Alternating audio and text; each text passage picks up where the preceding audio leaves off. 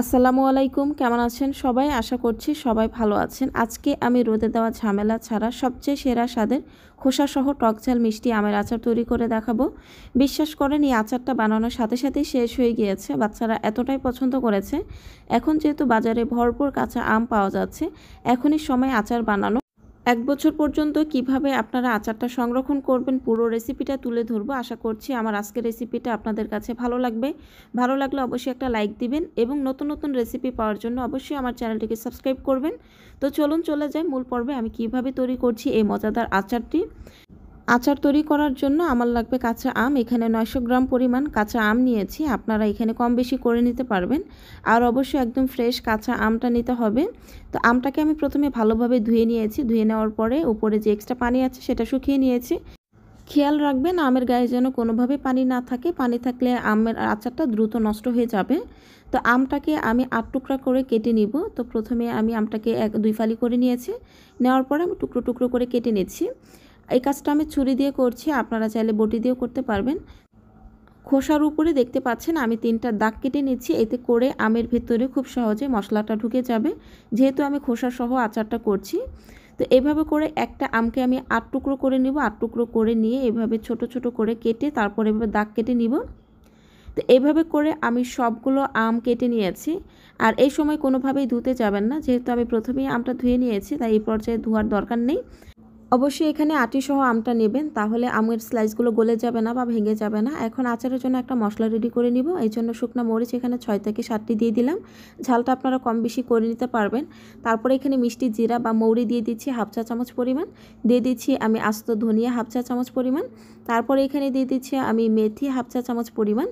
তারপরে এখানে জিরা দিয়ে দিচ্ছি আস্ত জিরা 1/2 চা চামচ পরিমাণ। তো আপনারা চাইলে এত মশলা না দিয়ে শুধু শুকনা মরিচ এবং পাঁচফোড়ন দিয়েও আচারটা তৈরি করে নিতে পারবেন। এখানে 1 চা চামচ পরিমাণ পাঁচফোড়ন দিয়ে দিলাম।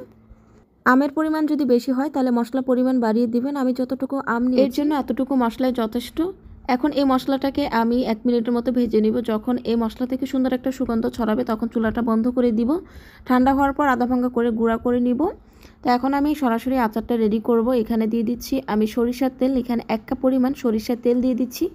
আর এখানে অবশ্যই সরিষার তেলটা দিতে হবে। তারপরে এখানে মিষ্টি জিরা বা মৌরি দিয়ে দিলাম 1/2 চা চামচ পরিমাণ। তারপরে থেতো করা আমি 2টা রসুনের কোয়া এখানে দিয়ে দিচ্ছি। তো দেওয়ার পরে এই রসুনটাকে আমি 1 মিনিটের মতো ভেজে নেব, কাঁচা গন্ধটা যাওয়া পর্যন্ত। তো ভাজা হয়ে গেলে এখানে আমি দিয়ে দিব সরিষা বাটা। এখানে 1 টেবিল চামচ পরিমাণ সরিষা বাটা দিয়ে দিচ্ছি। এখানে আপনারা সাদা সরিষা বা কালো সরিষা যেটা ইচ্ছে দিতে পারবেন। তো ভাজা হয়ে গেলে এখানে আমি আমগুলো দিয়ে দিচ্ছি।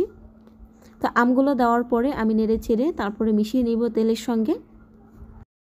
এ পর্যায়ে চুলার জালটা মিডিয়াম লো আছে রাখতে হবে। তারপরে এখানে আমি দিয়ে দিচ্ছি মরিচের গুঁড়া 1/2 চা চামচ পরিমাণ। দিয়ে দিচ্ছি আমি হলুদের গুঁড়া 1/2 চা চামচ পরিমাণ, এটা কালারের জন্য দিয়েছি। তো দেওয়ার পরে খুব ভালোভাবে আমি মিশিয়ে নিব। আমগুলোকে খুব ভালোভাবে মশলার সঙ্গে মিশিয়ে নিতে হবে। মিশিয়ে 3 থেকে 4 মিনিট এই আমটাকে ভেজে নিতে হবে তেলের সঙ্গে। আমের কালারটা যখন চেঞ্জ হয়ে যাবে তখন এখানে আমি দিয়ে দিচ্ছি গুড়। এখানে আখের গুড়টা দিচ্ছি। এখানে 1/2 কাপ পরিমাণ আমি আখের গুড় দিয়ে দিচ্ছি। আপনারা চাইলে চিনি দিয়েও আচারটা তৈরি করতে পারবেন। তো গুড়টাকে আমি প্রথমে একটু মিশিয়ে নিব। তো যতটুকু গুড় দিয়েছি এতটুকু যথেষ্ট না। এখানে আমি আরেকটু মিষ্টি হওয়ার জন্য এখানে আমি চিনিটা দিয়ে দিচ্ছি। গুড় এবং চিনিটা মিশিয়ে দিলে আচারটা খেতে বেশ ভালো লাগে। তো দেওয়ার পরে মিষ্টির পরিমাণটা আপনারা কম বেশি করে নিতে পারবেন, যে যতটুকু মিষ্টি খেতে পছন্দ করেন। আমি একটু টক ঝাল মিষ্টি রাখবো, সেজন্য এতটুকুই যথেষ্ট। চিনি এবং গুড়টা গলে গিয়েছে। তো এটা আমি 5 মিনিট জাল করে নিব। 5 মিনিট পর যখন আমটা কিছুটা সেদ্ধ হয়ে যাবে তখন এখানে আমি দিয়ে দিচ্ছি স্বাদ মতো লবণ। তো লবণ দেওয়ার পরে আমি আরও 5 মিনিট পরে এখানে আমি দিয়ে দিব ভিনেগার। তো এখানে আমি সাদা সিরকা বা ভিনেগার নিয়েছি। এটা যে কোনো মুদি দোকানে আপনারা কিনতে পারবেন। ভিনেগারটা দিলে আপনারা 1 বছরের অধিক আচারটা সংরক্ষণ করে খেতে পারবেন। এখানে আমি 1 টেবিল চামচ পরিমাণ ভিনেগার দিয়ে দিলাম। দেওয়ার পরে আমি আরও 10 মিনিট আমের আচারটাকে জাল করে নিব। মিডিয়াম লো আছে আচারটা জাল করতে হবে, আর খুব বেশি নাড়ানাড়ি করা যাবে না, তাহলে আমের যে স্লাইসগুলো আছে সেটা ভেঙে যাবে। তো আচার নামানোর 5 মিনিট আগে আমি যে শুরুতে মশলাটা করেছিলাম পুরো মশলাটা আমি এখানে দিয়ে দিচ্ছি। আমি যতটুকু পরিমাণ মশলাটা নিয়েছিলাম ততটুকুই যথেষ্ট। আপনারা যদি বেশি পরিমাণ আম নিয়ে থাকেন তাহলে মশলাটাও বাড়িয়ে দিবেন।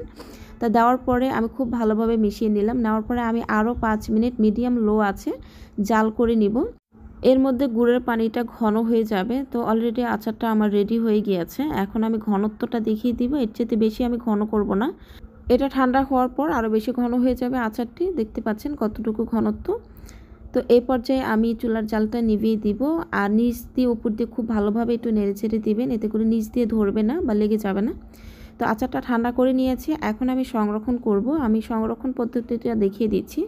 আমি একটা শুকনো কাচের জার নিয়েছি, জারটাকে আমি খুব ভালোভাবে ধুয়ে নিয়েছি। শুরুতে ধোয়ার পরে খুব ভালোভাবে ধুয়ে নিতে হবে, এখানে যেন কোনোভাবে পানি স্পর্শ না থাকে। পানি থাকলে আচারটা খুব খুব দ্রুত নষ্ট হয়ে যাবে।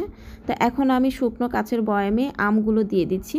তো দেওয়ার পরে আপনারা যখন আমগুলো খাবেন তখন একটা শুকনো চামচের সাহায্যে আমগুলো খাবেন, এখানে যেন কোনোভাবে পানি না লাগে সেটা খেয়াল রাখবেন। আর অবশ্যই নর্মাল ফ্রিজে আপনারা রেখে দিবেন। আর এই আচারটা রোদে দিতে হবে না কখনোই।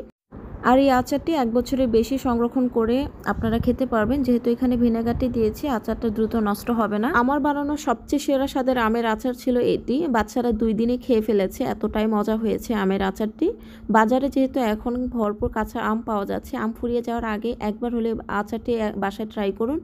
তো রেসিপিটা খুব সহজভাবে দেখানোর চেষ্টা করেছি, আশা করছি ভালো লেগেছে। ভালো লাগলে অবশ্যই লাইক দিবেন এবং আমার চ্যানেলকে সাবস্ক্রাইব করে আমার চ্যানেলের সাথেই থাকবেন।